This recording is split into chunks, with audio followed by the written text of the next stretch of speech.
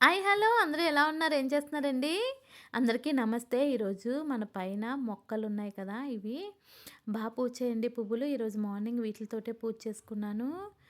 అయితే మనం వేసిన మొక్కలు మనం అనుకున్న టైంకి పువ్వులు పూస్తే చాలా హ్యాపీగా అనిపిస్తది కదా!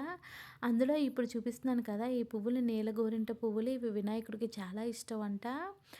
ఇది సీజన్ అనుకుంటా. నెక్స్ట్ ఈ సేమియా పాయసం చేసుకున్నానండి ఈరోజు నైవేద్యంగా.